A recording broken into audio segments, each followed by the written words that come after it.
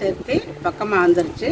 விநாயகருக்கு பிடிச்ச ரொம்ப பிடிச்ச மோதகம் கொழுக்கட்டை, அதாவது இனிப்பு கொழுக்கட்டை அதான் செய்ய போகிறோம். ரொம்ப வித்தியாசமாக டிஃப்ரென்ஸாக இருக்கும். ரொம்ப குயிக்காகவும் செஞ்சிடலாம். இப்போ அது எப்படி செய்யுதுங்கிறது பார்க்கலாம். வாங்க வீடியோக்குள்ளே போகலாம்.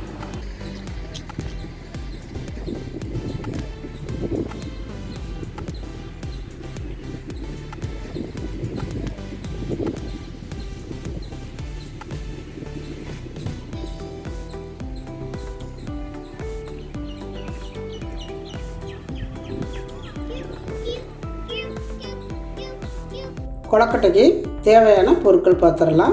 கடலைப்பருப்பு எடுத்து வச்சுருக்கிறேன், நிலக்கடலை, பச்சை கடலை தான் எடுத்து வச்சுருக்கிறேன். இதை நம்ம வறுத்துக்கணும்.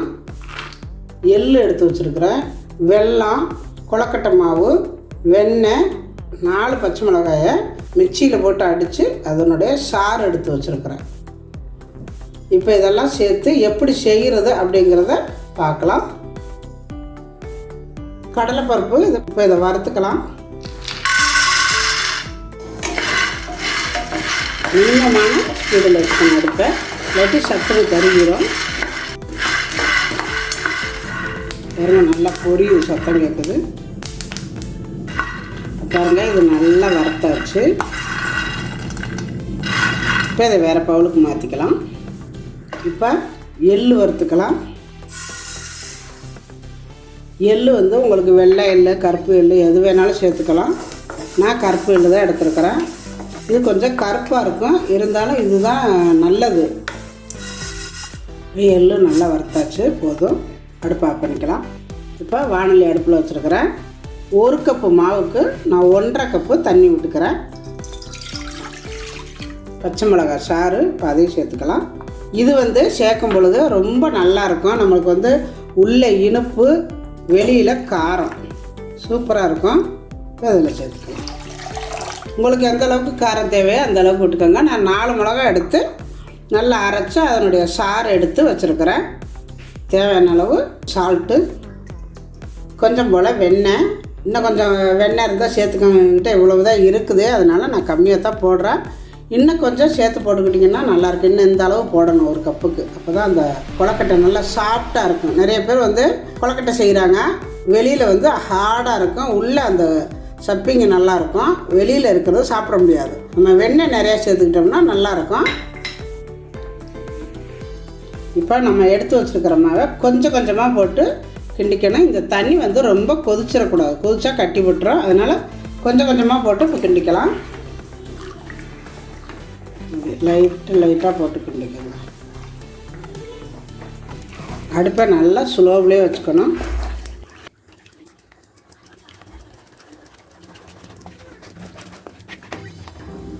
அது போட்டு கொஞ்சம் கொஞ்சமாக போட்டு கிண்டிட்டு லாஸ்ட்டாக எல்லாத்தையும் போட்டுக்கோங்க.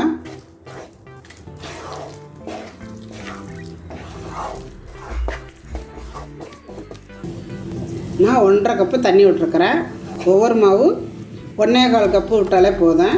ஒரு மாவு கொஞ்சம் பழைய மாவாக இருந்துச்சுன்னா கொஞ்சம் கூட இழுக்கும் தண்ணி. எனக்கு இப்போ நான் 1.5 கப்பு விட்டுருக்குறேன். பாருங்கள், இந்தளவு கரெக்டாக இருக்குது. இதிலே பாதி மாவு வெந்துடும். அப்போ நம்ம கொழுக்கட்டை பிடிச்சி வைக்கும் பொழுது சீக்கிரத்தில் ஒரு 5லேருந்து 7 நிமிஷத்துக்குள்ளே எடுத்துக்கலாம். போதும், அவ்வளோதான். இப்போ அடுப்பு ஆஃப் பண்ணிடலாம். இப்போ நம்ம இந்த கடலைப்பருப்பை இருக்கிற தோலெல்லாம் எடுத்துடலாம்.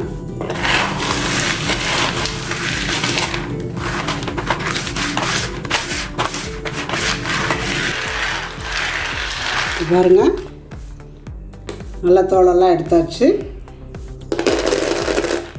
இப்போ இதெல்லாம் சேர்த்து மிக்சியில் போட்டு ஒரு அடி அடிச்சுக்கலாம். இது கூட எள்ளையும் சேர்த்துக்குவோம். போட்டுட்டு இது ரொம்ப நேரம் அடிக்கக்கூடாது, 2 சுற்று வந்தால் போதும். இப்போ நம்ம அரைச்சி எடுத்தாச்சு. இந்த மாதிரி ஒவ்வொரு சுற்றில் எடுத்துக்க வேண்டியதான். 3/4 கப்பு நான் கடலைப்பருப்பு எடுத்தேன், அதனால் 3/4 கப்பு வெல்லம் எடுத்துருக்கிறேன். உங்களுக்கு எந்த அளவுக்கு இனிப்பு தேவையோ அந்த அளவு சேர்த்துக்கலாம். இப்போ இதையும் சேர்த்து லைட்டாக ஒரு அடி அடிக்கணும், இல்லாட்டி குழன்னு போயிடும். இப்போ நம்ம வெல்லத்தை சேர்த்து அடித்தாச்சு. பாருங்கள், வெல்லம் சேர்த்து இந்த மாதிரி இருக்கணும். நம்ம அடிக்கும் பொழுது ரொம்ப அடிச்சிங்கன்னா குழன்னு ஆயிரும். இந்த மாதிரி நல்லா பொது பொதுப்பாக இருக்கணும். கையில் கொஞ்சம் லைட்டாக எண்ணெய் போட்டுக்கோங்க. அப்படியே எண்ணெய் தடவிக்கிட்டு இந்த மாவை நல்லா இன்னொரு பிணைஞ்சிக்கோங்க. இது நல்லா சாஃப்டாக இருக்கணும். நல்லா இந்த மாதிரி உருண்டையாக வச்சுக்கோங்க, இல்லாட்டி காஞ்சி போயிடும். இந்த மாதிரி ஒரு கவரு எடுத்துக்கோங்க. இதில் கொஞ்சம் போல் லைட்டாக எண்ணெய், இப்படி எண்ணெய் விட்டுக்கோங்க. ஃபுல்லாமே எண்ணெய் விட்டு இப்படி தடவிட்டு இந்த மாவுலேருந்து உங்களுக்கு எந்த அளவுக்கு வேணுமோ எடுத்து ஒரு உருண்டை எடுத்துக்கோங்க. உருண்டை இப்படி வச்சுட்டு ஈஸியான ஒரு வேலை இது வச்சுக்கிட்டு ஒரு தேய்ச்சிக்கோங்க. இப்போ இந்த மாதிரி நம்ம தேய்ச்சிக்கிட்டோம்னா நைஸாக கிடைக்கும். ஏன்னா இது நிறைய பேர் செய்யும் பொழுது உள்ளே இருக்கிற ஸ்டப்பிங் நல்லாயிருக்கும், இந்த மேலே இருக்கிறது ரொம்ப ஹார்டாக இருக்கும். ரொம்ப ஹார்டாக இருந்தால் இந்த குழந்தைங்கள்லாம் பிச்சு இந்த மேலே இருக்கிற அந்த மாவை எடுத்து வச்சுட்டு உள்ளே இருக்கிற மட்டும் திருட்டு கீழே போட்டுறாங்க. அதனால நான் வந்து ரொம்ப லேசாக தேய்ச்சிருக்கிறேன். நம்ம அரைச்சி வச்சுருக்கிற இந்த பொடி இப்படியே வச்சு இப்போ அது ரெண்டையும் இப்படி க்ளோஸ் பண்ணிக்கோங்க. அவ்வளவுதான், அப்படியே எடுத்துக்க வேண்டியதுதான்.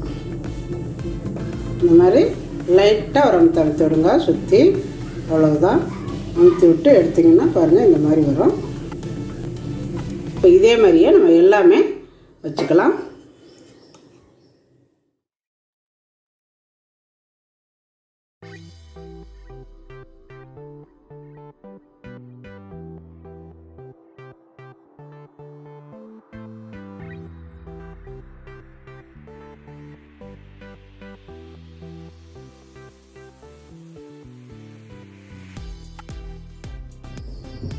இது இப்படியே வைக்கிறதுனால வச்சுக்கலாம். இது ஒரு டிசைனாக இருக்கும். இது வேண்டான்னா கூட எடுத்துக்கலாம். பாருங்கள்,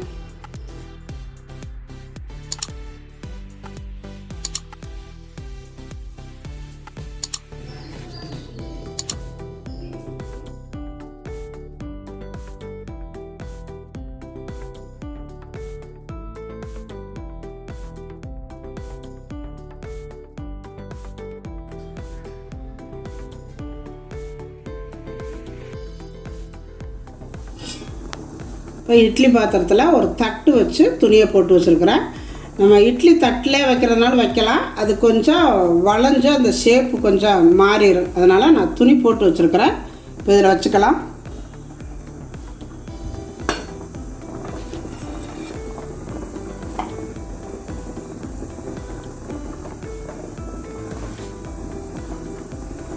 அதை மூடி வச்சிடலாம். மூடி வச்சுட்டு 5 நிமிஷம் இருந்தால் போதும், அதுக்கு மேலே இருக்க வேண்டாம். இது ஏற்கனவே மாவெல்லாம் நம்ம வதக்கிட்டோம், ஒரு 5 நிமிஷம் மட்டும் இருக்கட்டும்.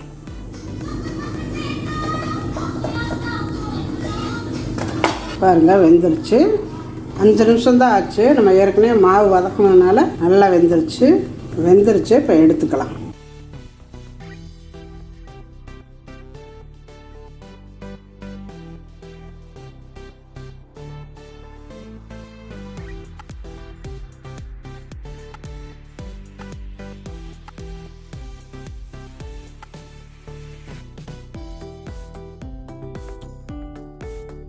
இப்போ பாருங்கள், நம்ம விநாயகருக்கு பிடிச்ச மோதகம் இனிப்பு கொழுக்கட்டை சூப்பராக ரெடி ஆயிடுச்சு. ரொம்ப அருமையாக வந்திருக்குது. இது வந்து நான் லேசாக தான் மாவு தேய்ச்சி வச்சுருக்கிறேன். ஏன்னா இது நிறைய பேர் செய்யும் பொழுது உள்ளே இருக்கிற ஸ்டப்பிங் நல்லாயிருக்கும், இந்த மேலே இருக்கிறது ரொம்ப ஹார்டாக இருக்கும். ரொம்ப ஹார்டாக இருந்தால் இந்த குழந்தைங்கள்லாம் பிச்சு இந்த மேலே இருக்கிற அந்த மாவை எடுத்து வச்சுட்டு உள்ளே இருக்கிற மட்டும் திருட்டு கீழே போட்டுறாங்க. அதனால் நான் வந்து ரொம்ப லேசாக தேய்ச்சிருக்கிறேன். அதனால் பாருங்கள் உள்ளே இருக்கிறதெல்லாம் தெரியுது. ஆனால் இது சாப்பிட நல்லாயிருக்கும். பாருங்கள், நான் பிச்சு காட்டுறேன். ரொம்ப லேசாக இருக்குது பாருங்கள். இது நல்லா இருக்குது. பிக்கும் பொழுது லேசாக இருக்குது பாருங்கள். நான் முதல்லலாம் இந்த மாதிரி செஞ்சு கொடுப்பேன், கொஞ்சம் தண்டியாக இருக்கும். பிள்ளையெல்லாம் அது தனியாக எடுத்து வச்சுருங்க. எங்கள் பிள்ளையெல்லாம் வேண்டான்ட்டுருவாங்க. அவங்களுக்காகத்தான் இன்றைக்கி வந்து நிறைய பேர் செய்கிறது இந்த மாதிரி தான் எடுத்து வச்சிட்றாங்க. இந்த மாதிரி நம்ம தேய்ச்சி வைக்கும் பொழுது உள்ளே நிறைய சப்பிங் இருக்கும். இந்த வெளியில் மாவு கம்மியாக தான் இருக்கும். நிறைய பேர் வந்து கையில் வச்சு நல்லா இந்த மாதிரி தட்டி தட்டி வைப்பாங்க. அது வந்து நிறைய மாவு பிடிக்கும், உள்ளே கொஞ்சம் தான் அந்த சப்பிங்க உள்ளே பிடிக்கும். அதனால் அந்த சப்பிங்க வந்துட்டு தூக்கி போட்டுருவாங்க வேண்டான்னு. இது பாருங்கள், தொடையிலே எப்படி ரொம்ப சாஃப்டாக இருக்குது. இந்த மாதிரி இருந்துச்சுன்னா எதையுமே தூக்கி போட மாட்டாங்க, அப்படியே கடிச்சு சாப்பிட்றதுக்கு நல்லாயிருக்கும். இதே மாதிரியே உங்கள் வீட்லேயும் செஞ்சு பாருங்கள்.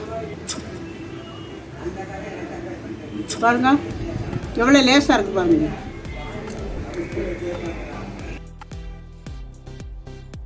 இதே மாதிரி நீங்களும் செஞ்சு பாருங்கள். செஞ்சு பார்த்துட்டு எப்படி வந்துச்சுன்னு எனக்கு கமெண்டில் சொல்லுங்கள். இந்த வீடியோ பிடிச்சிருந்தா லைக் பண்ணுங்கள், ஷேர் பண்ணுங்கள். செட்டிநாட்டு சமையலுக்கு சப்ஸ்கிரைப் பண்ணுங்கள். நன்றி. வாழ்க வளமுடன்.